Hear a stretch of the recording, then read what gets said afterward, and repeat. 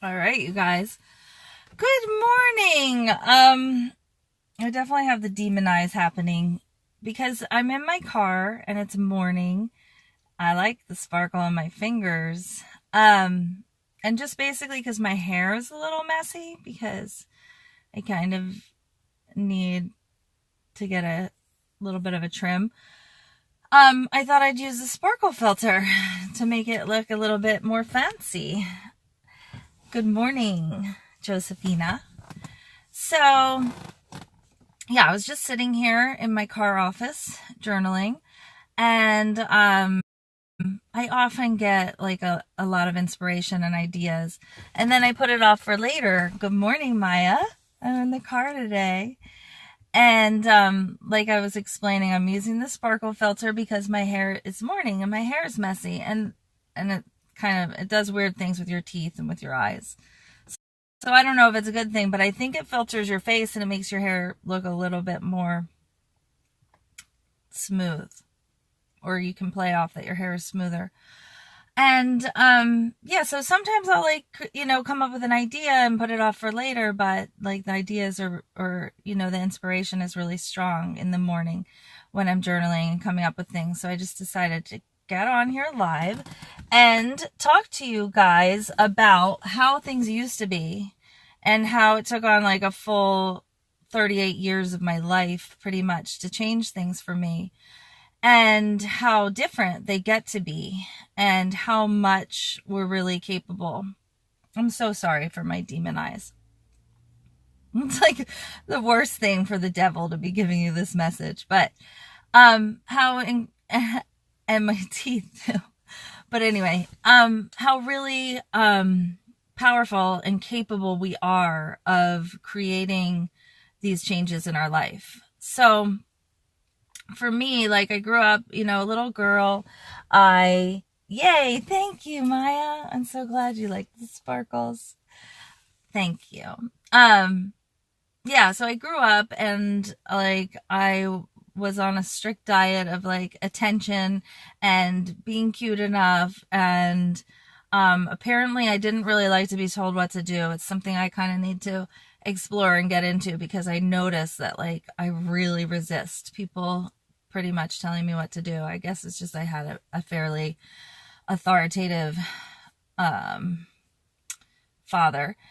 And, when I grew up in that time where it's like, we're just coming out of the time where children should be seen and not heard. So it was just like, you do this because I tell you to, was kind of the way parents communicated. It was also like, I was never asked how I felt. I was told how to feel. So anyway, I remember I always really wanted children, and maybe that was just innate within me. But when my misunderstanding and like false ideas about life became like a really negative drain on my psyche, I think then I started to look to marriage, family, children as a way to be happy, as like some kind of rescue from this misery that I was living.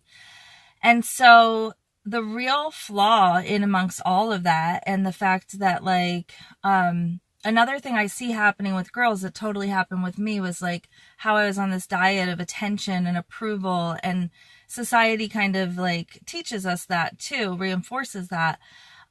Is that if somebody liked me, then that's who I liked. Then I was like down the road, in a relationship, falling in love with that person. And it was just because I was so hungry.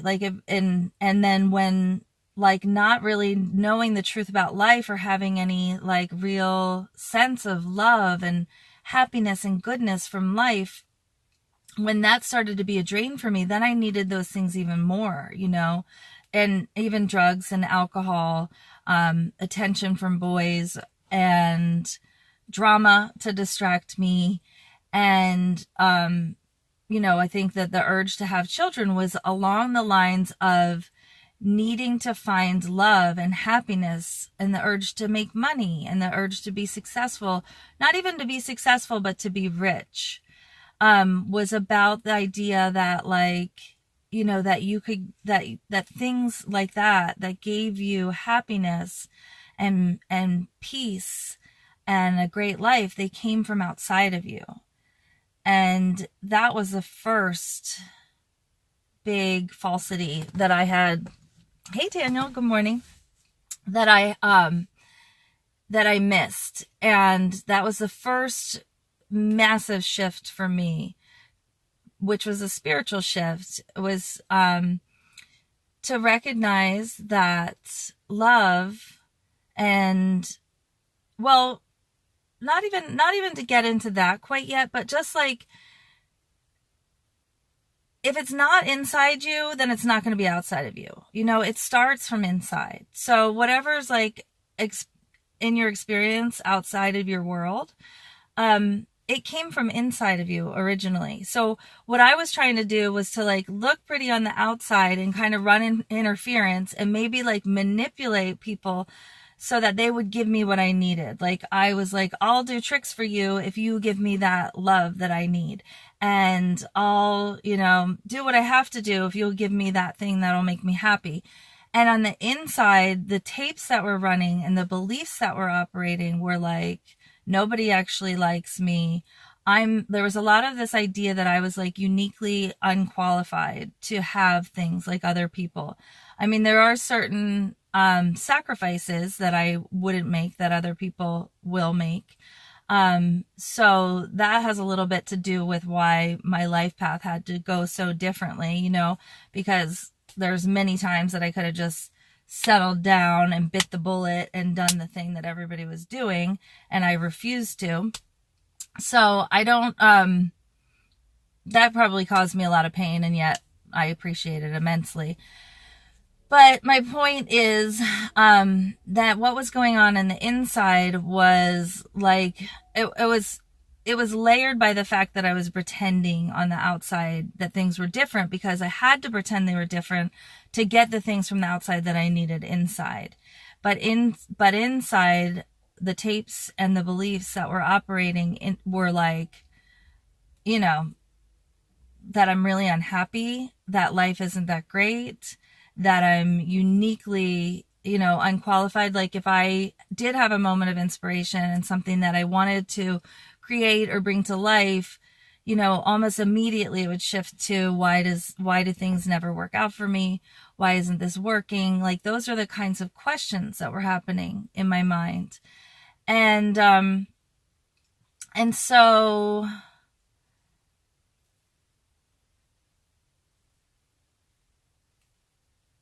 what was I going to say? That I did have like moments, and everybody's had moments, like no matter how you're feeling. I was also really, I had a period of time where I was really, really anxious in my life too. And it's like, no wonder I was anxious if I didn't have love inside of me, if I didn't have faith inside of me, like if I didn't believe that I was capable and worthy, that everything had to come from outside of me and be given to me, like, or that I had to earn it or get it somehow from the world outside of me. No wonder I had anxiety, because I couldn't count on myself. Like I didn't have a sense of self. And what I thought of as myself was the craziness going on in my mind, which was like, specifically negative and, typically something that I wanted to distract myself from or get away from, hence drugs and alcohol and distraction. But anyway, so everybody's had these moments. So whether it is through something like an alteration, like through a substance, or you're just in this like moment where you're at the top tier of life and like just everything's flowing and you're at the top of your mental game and you're just feeling amazing and everything's going really well and really great, or maybe through spirituality, maybe through meditation or kirtan or some sort of spiritual practice, or like breath work or whatever. You've gotten really, really, really high to the point where you're like, oh my God, everything's fine. Like, oh my God, like I should be so happy. Like that all these things I think are a problem are not a problem, and everything is fucking so easy, and like I don't actually need anything, and all these things that I thought I needed that I can't have for whatever reason, like maybe because I don't have the money, like none of that is like, those are just like obfuscations of reality. Those are just like perceived roadblocks to what's actually real. And so like on a spiritual level, I really do truly recognize that a lot of what we look at, and the fact that we worry and that we stress, and the way that we engage with so-called reality and what we perceive and our experience of being human, is not reality. Like that is an illusion. Like it isn't as bad as we think it is. Death isn't as bad as we think it is. You know, I mean, it's like a huge loss for us who are still alive. But so, you know, I get that. And, you know, now I take it on as my task to convince my brain of that and to program my brain differently, because I lived a life of absolute fucking misery and desperation, trying to hide what was actually going on inside of me. So instead, I shifted what was going on inside of me. And another huge spiritual shift for me was recognizing that love is not limited. And now I'm recognizing that money is not limited too. But with the love thing, you know, through the spiritual practice that I learned, the meditation technique that I learned and that I teach and that I do with my clients, I was able to connect with love, a source of love within me and a source of love outside of me, but it was like divine. It was like from the universe. It was like Shakti. It's everywhere and in everything. And all I'm doing is amplifying my ability to connect with it and receive it, and then to like conduct it and transmit it. And so like, that was amazing. That was amazing. And that's huge shifting that needs to happen if anybody hasn't had that shift that I work with. To just find out that love is within you, that you can connect with it in your heart, that it's not fucking limited. And actually that the more you dig into it and the more you focus on it, the more you can experience it, expand it, create it, like build a wealth of it, build a bank of it. You can generously share it with other people.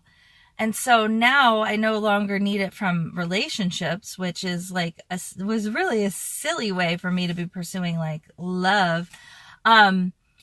Because relationships, like you definitely have love with the people you have relationships with, but it's not, it's, you know, it's more of like a communion, a sharing, a collaboration, like a partnership, an arrangement. Like the love is there and it grows, but it's no one who's successful at love typically finds that that's their source of love, is the relationship.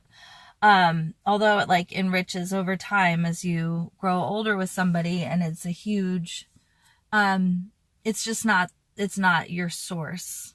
It's just not your source.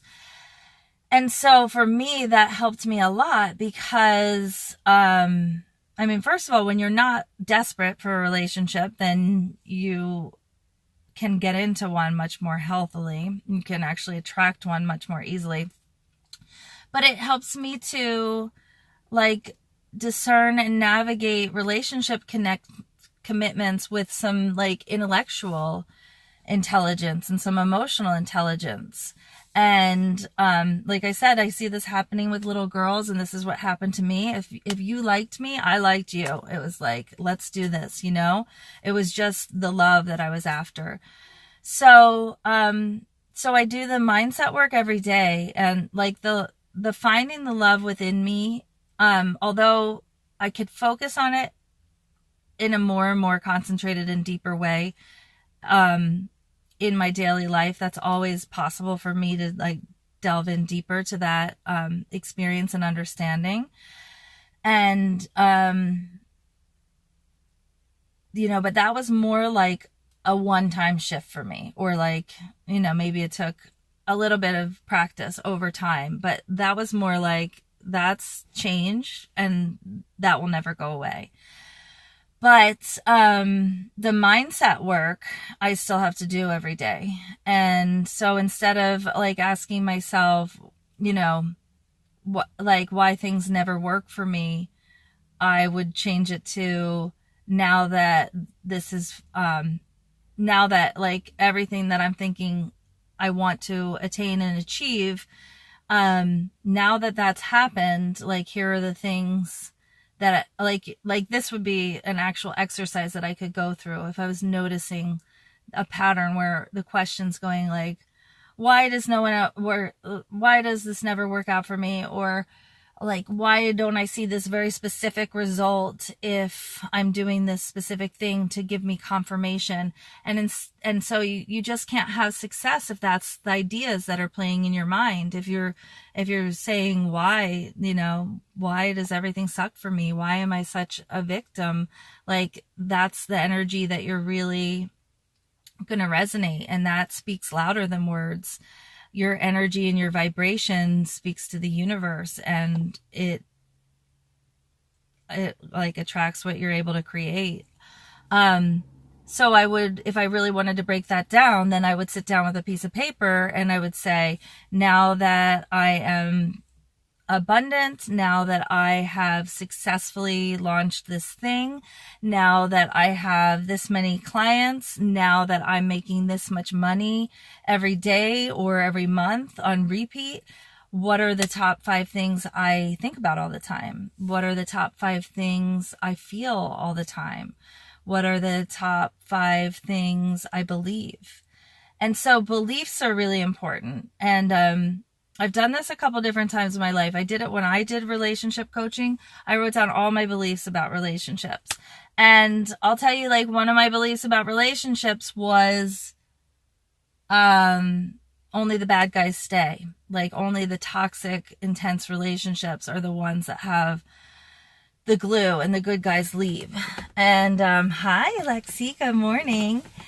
And I had tons of them, I had like 100, like when somebody pointed out to me that I might have limited, when my relationship coach asked me to identify all the potentially limited beliefs that I had about relationships, there were hundreds.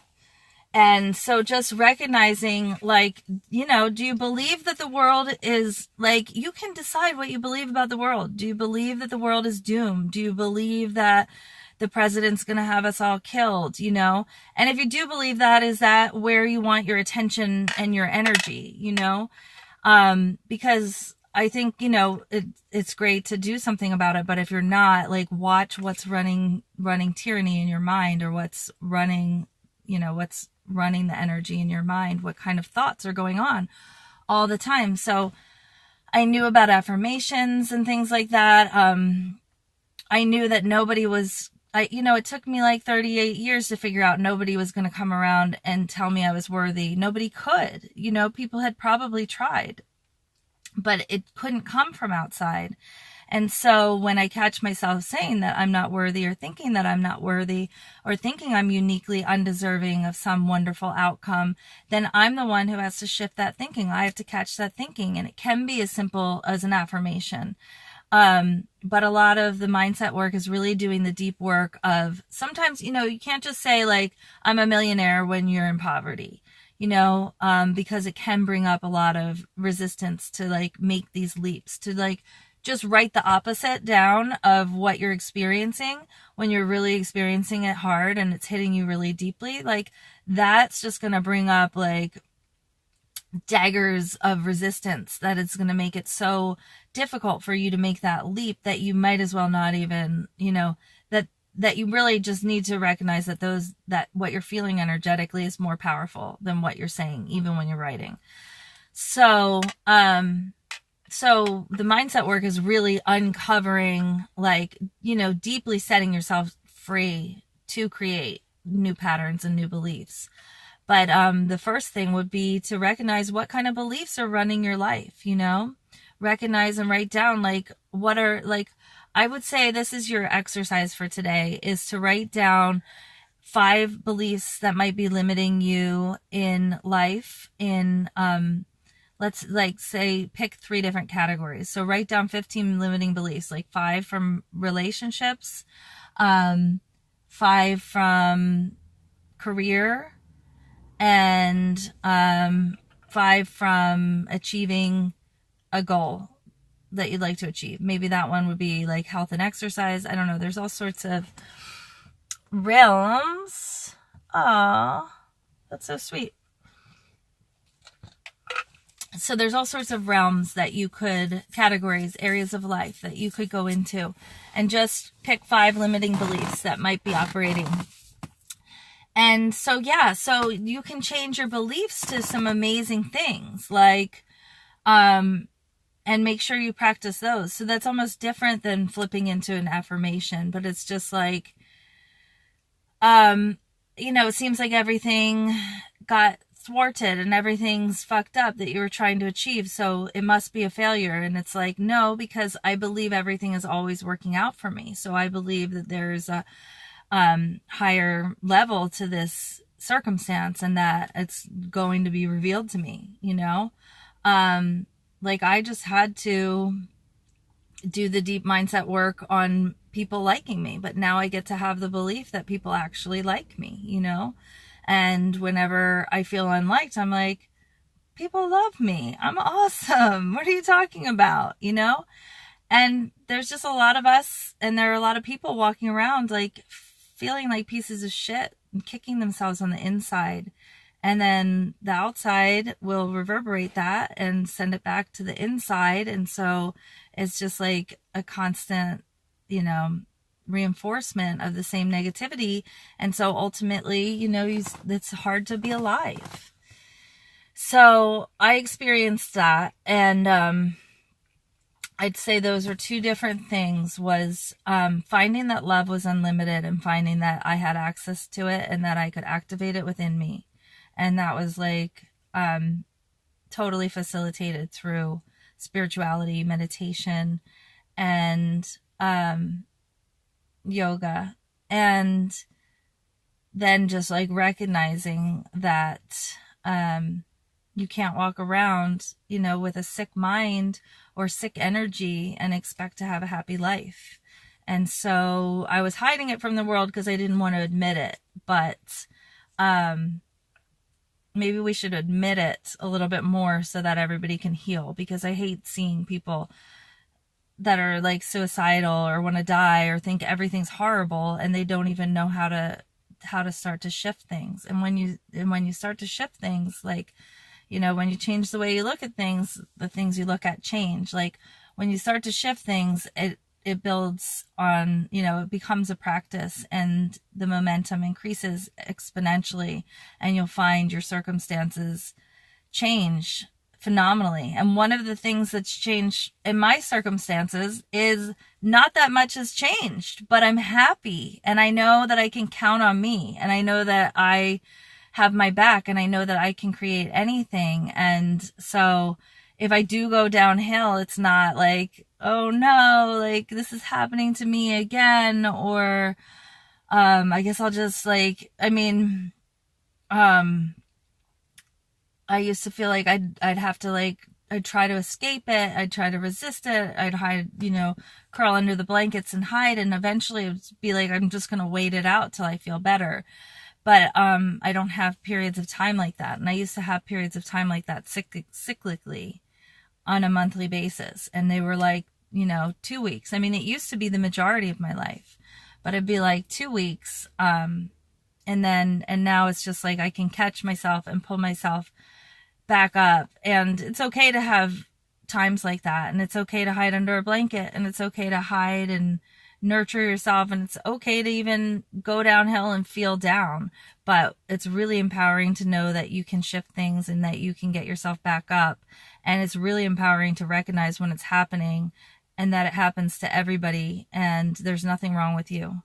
And there's no reason for you to feel badly if you don't want to indulge feeling badly.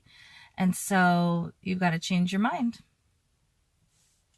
Okay, so you guys, I'm doing just this last week of free consultations, and I know I have openings like tomorrow and Wednesday, and I'm not sure if I have any, but I might set some openings Thursday and Friday, because ultimately I'm going to be charging, because it's been requested of me. Usually I sell packages for my coaching, and And they're like monthly with like ongoing in between support and in-person sessions or phone sessions. And people, there's been some requests for me to do individual sessions, so I will, like, on a limited basis do one-off, like, individuals. So I'm going to start charging for those. So that's going to start next Friday. And thank you for the like, and I hope you guys like the sparkles. Good morning. You're all going to have to go back and watch the beginning, but it's a sparkly morning. And yes, so let's see, bit.ly Calendly 33. That's kind of more a relationship focused, couple questions that you'll answer when you schedule, or bit.ly intention 444 is just a little bit more of an intention focused. See how I'm magic? If you want to talk to me for free, complimentary, talk about your life, what's happening, talk about the things I know and the things that have helped me and the ways that I can help you live a much more satisfying and rewarding and happy life. So it's like, I don't know, anything that used to destroy me, it's like, that's okay, you know? It's like, yeah, I don't know. That, like, it's like things are changing for me, but it almost doesn't even matter too, because I'm just so happy and I know everything's okay, you know? So it's like I used to be a little bit more focused on conditions and outcomes and tangible things that came from the outside, but like now that it's like an abundant, flowing, ever-flowing source within me of joy and happiness and peace and ability and capability and opportunity and inspiration, then life is just amazing, and I don't have to even worry about those other aspects. So I love you guys, and I want you all to feel amazing and be amazing, and to be able to shift those little things and nip them in the bud when they come up, and to identify and uncover the beliefs and the energies that you're practicing within you and get rid of that shit if it's toxic. And so we can change that for you completely. And then you're a whole different magnet, you know, you're a whole different vibrational point for what you're attracting. So yeah, there's that.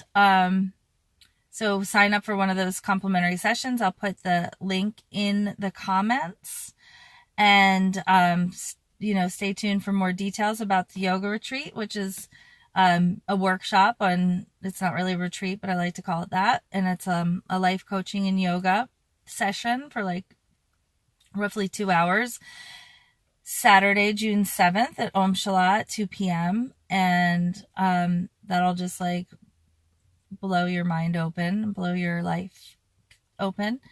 And let's see what else is happening.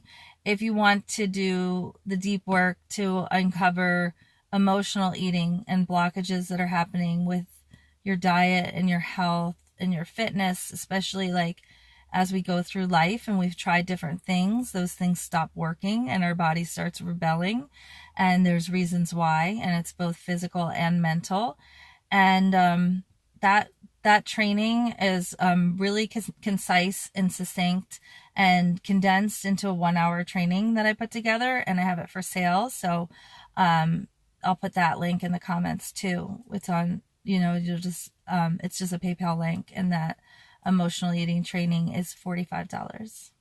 Does anybody have any questions or want to say hi, or do you want to hit love a billion times and give me a love heart shower?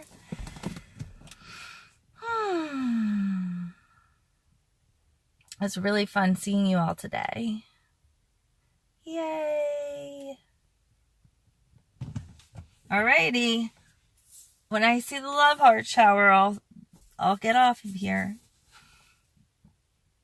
Sparkles. Yay! Thank you.